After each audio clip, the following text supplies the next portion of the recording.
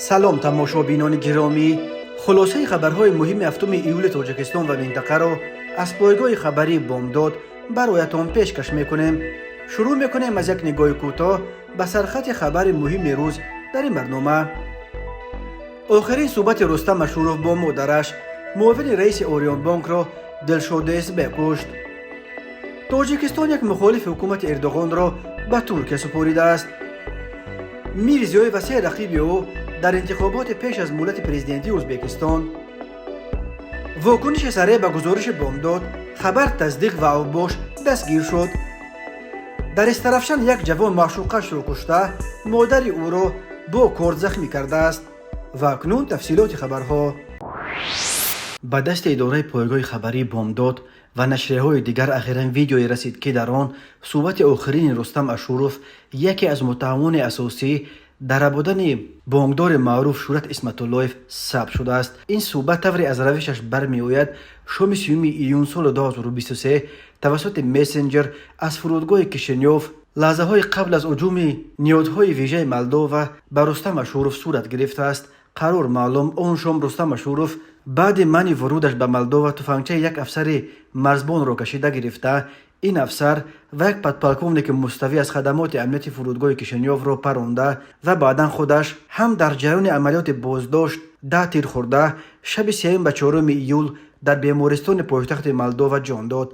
اون وقت گفته میشد که رستم اشورف سر ربودن معاون اول رئیس اوریون بانک شورت اسمت اللهیف را با خود به زیر خاک میبرد، اما در صحبت تلفنی به مادرش که توسط یک نفر دیگر اون لحظه در خانه اشورف قرار داشته ولی معلوم نیست که با کدام مقصد با یک تلفن دیگر ثبت کرده است، رستم اشورف برخی جزئیات این حادثه را نقل کرده است. بنا به نقل رستم اشورف سخن درباره از 100 تا 200 میلیون بیت کوین، یک نوع اسعار الکترونی داشتن اسمت اللهیف می رود. رستم اشورف به مادرش نقل می کند که به او گفتند که این پول ها را می گیریم و او را جواب می دهیم، ولی در آنجا چنان زده شد که او مرد. نقل می کند رستم اشورف کی زد می پرسد مادرش.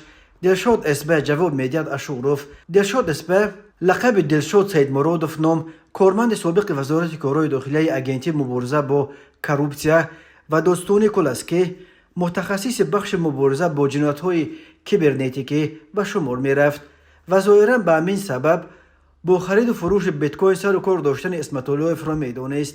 تو چه کار کردی می پرسد مادرش. من هم با آنها بودم جواب می دهد اشورف.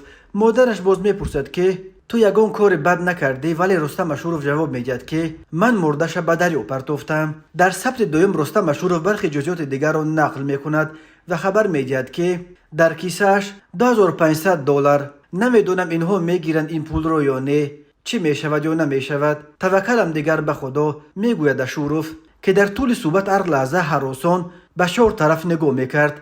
باور میرود که این لحظه های بود که نیروهای ویژه مولداوا به حمله بالای مکان اشورف در داخل فرودگاه تیاری میدیدند و سبب هراسان هر لحظه به اطراف گشته و برگشته نگاه کردن او هم همین بود. رستم اشورف 43 سال داشته، قبلا 7 سال در وزارت کارهای داخلی کار کرده است، ولی به سبب رفتار نامناسب از صف مقامات رانده شده. سال 2012 برای حمله خونین به صرافان دستگیر و به 13 سال زندان محکوم شد. او سال 2021 از محبس آزاد شد و برخی رسانه‌ها خبر دادند که او یک مدت در صف چویکه واگنر هم جنگیده است. شورت اسمت اللهیف که سالهای طولانی در اوریون بانک کار کرده، دست راست رهبر این بانک حسن اسدالله‌زاده به شمار می رفت، شام 23 ایون سال 2023 از نزد منزلش در مرکز شهر دوشنبه ربوده شد. با گذشت اینک 2 هفته از ناپدید شدنش دیگر یگان درکی از وی پیدا نکردند. قبلا درباره بازداشت 4 نفر در رابطه با قضیه ربودن اسمت اللهیف خبرها به دست رسیده بود. گفته می شد که همه آنها کارمندان سابق مقامات قدرتی اند. دلشاد سید مرادوف ملقب به دلشاد اسبه بعد این حادثه به روسیه فرار کرده است و حالا او در جستجو قرار دارد. امسال کوچ، یک فعال زاده ترکی که از سال 1994 به این طرف در تاجیکستان به سر می برد و از طرفداران روحانی از ترکیه فرار کرده فتح‌الله گلن به شمار می رفت، ظاهراً با درخواست مقامات ترکیه دستگیر و به این کشور استرداد شده است. فیروزه کوچ یا خدایداد و همسر تاجک امسال کوچ گفته است که او را روز 2 ایون در دوشنبه از انباری که اونجا کار میکرد افراد ناشناس به ماشین 36 بار کرده بردند و خود همان روز امسال کوچ را در اتحاد کارمندان پلیس در فرودگاه دیدند. شب 2 به 3 ایون از فرودگاه دوشنبه شرکت هواپیمایی ترکش هوایولری به استانبول پرواز داشت. بعد چند روز امسال کوچ در یکی از بازداشتگاه در استان ارزروم ترکیه پیدا شد و رسانه‌های ترکی خبر دادند که او در نتیجه یک عملیات ویژه از تاجیکستان آورده شد. امسال کوچ در تاجیکستان چندین سال در لیسه‌های ترکی کار کرده، سپس با تشکیل مرکز دیالوگ همایش روشنفکران تاجیک را برآ انداخته بود که برخی این اقدامش را کوشش ساختن لوبی طرفداران ترکیه در داخل تاجیکستان می‌دانند. فیروزه خدایداد و همسر امسال کوچ به سامانه بولد گفته است روز 2 ایون 3 نفر شخصان ناشناس شوهرش را از انباری که کار میکرد به ماشین سیاه سوار کرده بردند. به گفته خدایداد و خود همان روز کوچ را با همراهی پلیس تاجیک در فرودگاه دوشنبه نیز دیدند. همسر الماس کوچ گفته است نوارهای ویدیویی و دیگر دلیل‌های صادر کردن این عمل غیر قانونی را به مقامات محلی و نمایندگی سازمان ملل در تاجیکستان پیشکش خواهد کرد. خدایداد و در صحیفه توییترش نوشت که شوهرم را غیر قانونی به ترکیه بردند و طلب میکنند که او را فوراً آزاد کنند. سامانه بولد نوشته است امسال کوچ از سال 1994 در تاجیکستان زندگی میکرد و تا سال 2017 در یک مکتب وابسته به جنبش گولین کار میکرد. منظور لیسه‌های تاجیکی ترکیه است که با سرمایه طرفداران فتح‌الله گولین روحانی ترکی مقیم امریکا کار میکرد. نام امسال کوچ برای دایره‌های فرهنگی تاجیکستان بیگانه نیست. او سالها رهبر دیالوگ بود که به تشکیل واخوری زیایان اساساً مشغول بود. فعالیت این مرکز سال 2016 قطع شده بود. بعد تبادلات نافرجام سال 2016 در ترکیه حکومت این کشور طرفداران فتح‌الله گولین را هدف قرار داد. در مدت 7 سال اخیر صدها نفر در ترکیه با جرم پیروی از گولین بازداشت شدند. 9 ایول سال 2023 در ازبکستان انتخابات نو پیش از مولد پرزیدنتی دایر می شود. باعث نامزد به مقام پرزیدنتی ازبکستان این 4 نامزد راه داده شدند. شفقت میرزیویف رئیس جمهور کنونی نامزد از حزب لیبرال دموکرات و حزب ملی تقلانیش، عبدالشکور همزایف علم کشاورز رهبر و نامزد حزب اکولوژی ازبکستان، اولوغبک عنایتوف سابق وزیر معارف ازبکستان رهبر و نامزد حزب خلقی دموکراتی که در زمان پرزیدنتی اسلام کریموف حزب حاکم بود و حالا در بین اصحاب دیگر رسمی ازبکستان در حاشیه قرار دارد. رابخان محمود و معاون اول رئیس دادگاه عالی ازبکستان و نامزد از حزب عدالت. انتخابات پیش از مولد در ازبکستان در پی قبول طرح نو قانون اساسی اعلان شد. تحریر نو قانون اساسی یک دوره پرزیدنتی را از 5 تا 7 سال بالا برد.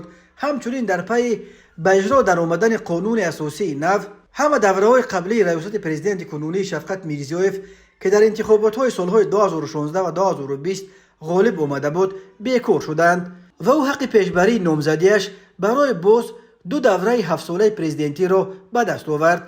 میرزیویف به این ترتیب می تواند تا سال 2037 یعنی تا رسیدن به سن 80 در مقام بماند. اگر تا آن وقت یگان اتفاق دیگر رخ ندهد یا باز دیگر باره تغییر دادن قانون اساسی زمان ریاستش را باز تمدید نکند. یگانه نامزد برای مردم آشنا در بین همه 4 نامزد ثبت نام شده البته میرزیویف است که اینک 7 سال باز بر ازبکستان رهبری میکند. میرزیویف 66 سال دارد. او سال 1957 در نویه زامن ولایت جیزق در خانواده مهاجران از دهه یختن نویه غونچی واقع در شمال تاجیکستان دیده به جان شده است. میرزیویف در زمان ریاست اسلام کریموف که دیکتاتور اعظم بیرام آسیای مرکزی به شمار میرفت سالهای زیاد سروزیر بود. او بعد کریموف به مقام پرزیدنتی رسید ولی به فرق از کریموف راه اصلاحات را پیش گرفت. بسیاری از قانونهای ترغیبگرانه دوران کریموف را بیکار و سبکتر کرده صدا محبوس سیاسی و مذهبی را از زندانها جواب داد و برای مردم امکان داد که در یک فضای آزادتر بدون ترس و تعقیب نفس بکشند. در این زمان میرزیویف نظارت را از بالای کارهای نهادهای امنیتی و قدرتی و مبارزه را با کروپسیا در بین منصبداران شدیدتر کرد. میرزیویف را برای اصلاحات انجام دادش گورباچوف آسیای مرکزی نام میبرند، ولی تصمیم برای تغییر قانون اساسی تمدید کردن زمان ریاستش حتی به بسیاری از طرفداران خود او خوش نآمد که میگویند میرزیویف با این عمل همسان دیگر حاکمان خودکامه در پهنای شوروی سابق می شود. اکثر کل ناظران امور معتقدند که انتخابات پیش از مولد نیز با پیروزی مطلق میرزیویف بر چند رقیب برای جامعه ناشناس به انجام می رسد. نامزدهای اپوزیسیونی به انتخابات پرزیدنتی ازبکستان رو داده نشدند و این سه رقیب رو یافته به عقیده تحلیلگران تنها نقش نمایشی را اجرا می کنند تا که انتخابات را در چشم جهانیان گویا دموکراتی و گویا الترناتیوی و پر رقابت جلوه بدهند. تماشابینان عزیز، یادآور می شویم خلاصه مهمترین اخبار تاجیکستان را از پایگاه خبری بامداد تماشا دارید. برنامه را ادامه می دهیم. ریاست کارهای داخلی شهر دوشنبه شام 5 ایول سال 2023 در واکنش به گزارش سامانه بامداد با نام خود را کارمند مقامات گفته بینی یک ساکن دوشنبه را زده شکستند خبر داد که نفر گمانبر در رتکوب دلشاد عادلوف دستگیر شده است.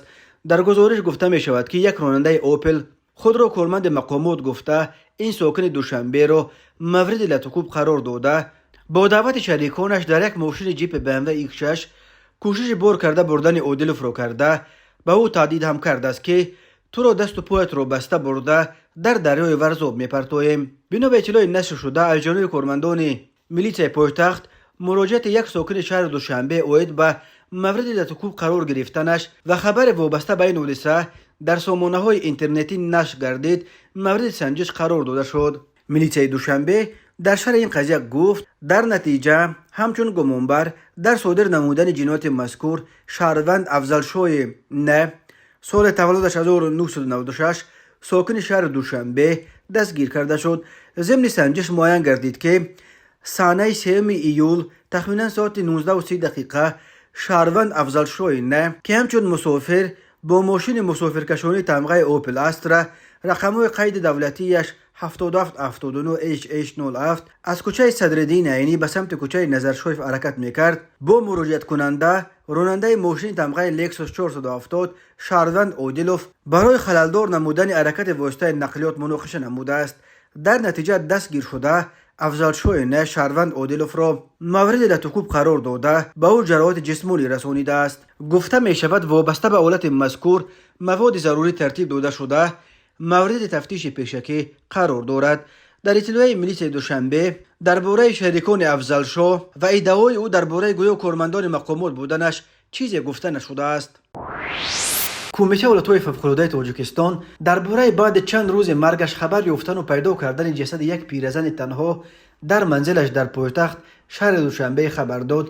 بنا به اطلاع این نهاد روز 5 ایول سال 2023 نوبدار شعبه کارهای داخلی نویه سینای پایتخت به قسم نوبداری کمیته ولایت‌های فوق‌العاده زنگ زده خبر داده است که یک ساکن سالمند کوچه جبو رسول پایتخت خانه 45 چند روز باز از خانه خود بیرون نمی آید. یگان سر و صدای از داخل خانه هم شنیده نمی شود و به زنگ در و کوفتن در پاسخ هم نمی دهد. امدادگران ریاست ولایت‌های فوق‌العاده شهر دوشنبه به جای حادثه رسیده در را باز کردند و در داخل خانه پیرزن 83 ساله را پیدا کردند که از دنیا گذشته است.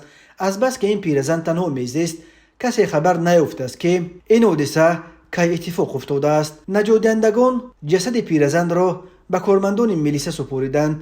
کمیته ولایت‌های فوق‌العاده گفت تفتیشات سبب‌های مرگ پیرزن را معاین خواهد کرد.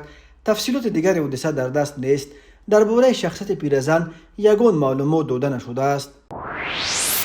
مرکز مطبوعات وزارت کارهای داخلی تاجیکستان از آشکار شدن کشتار معشوقه از دست مرد عاشقش در استرافشان خبر داد. این مرد بعد از جانب مادر معشوقش ویران شدن ملاقات عاشقانه آنها دست به جنایت سنگین زده است. بنا به اطلاع این نهاد ضمن برگزار نمودن چهاربینی‌های اپراتیوی جستجویی از جانب کارمندان میلیتیا جوان 25 ساله ساکن شهر استرافشان که پیش با ماده 244 کودکس جنایتی جمهوری تاجیکستان برای دزدی زندانی شده بود.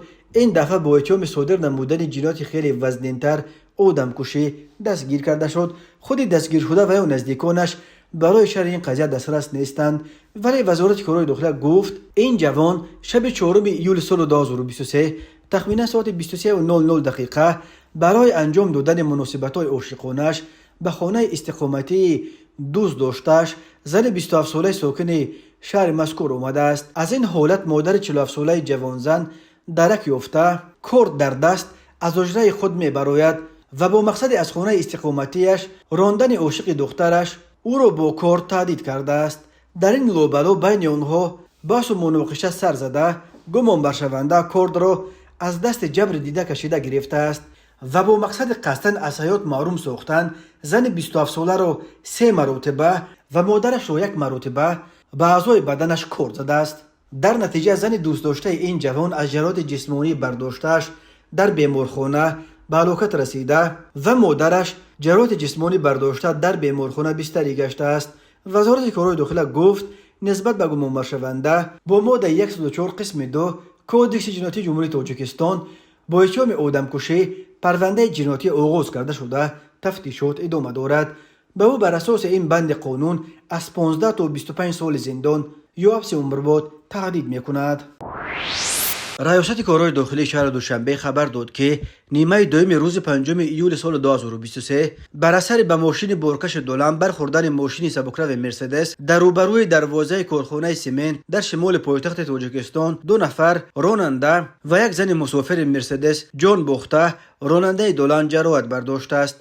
بنا به اطلاع ملیته پایتخت صحنه 5 ایول سال 2023 تخمینا ساعت 15:13 دقیقه راننده ماشین تمغه مرسدس بنز رقم‌های قید دولتیش 9381 FF01 با باجانوف هنگام حرکت با خیابان رودکی از سمت کوچه امیرشاه به سمت نویه ورزاب در روبروی درآمدگاه کارخانه سیمنت براری هنگام سبقت نمودن به سمت مقابل حرکت برآمده به ماشین تمغه خاویا دولان رقم‌های قید دولتیش 376 AA01 تحت اداره شریپوف که از سمت نویه ورزاب به سمت کوچه امیرشاه برای خود حرکت میکرد برخورده است. در نتیجه این صدمه نقلیاتی راننده و مسافر مرسدس بنز زن 54 ساله ساکن نویه ورزاب جراحت‌های وزنین جسمانی برداشته به هلاکت رسیدند. راننده دولان مرد 44 ساله ساکن نویه ورزاب جراحت جسمانی برداشته است. ریاست وزارت کارهای داخلی دوشنبه گفت وابسته به حالت مذکور مواد ضروری ترتیب داده شده مورد تفتیش پیشکی قرار دارد. راه‌های تاجیکستان از لحاظ صدمه و پرخطر به شمار می روند. تنها در 2 ماه اخیر می و ایون سال جاری بنا به حساب‌ها بر اثر صدمه ها در راه‌های جمهوری حدود 80 نفر به هلاکت رسیده 10 تن دیگر جراحت برداشتند. تماشابینان عزیز و گرامی، این بود مرور به خلاصه چند خبر مهم امروز تاجیکستان. خبر و گزارش‌های بیشتر از تاجیکستان و درباره تاجیکستان و اطراف آن را در سامانه پایگاه خبری بامداد در این نشانه پیگیری نمایید: www.bomdad.com. خوش باشید.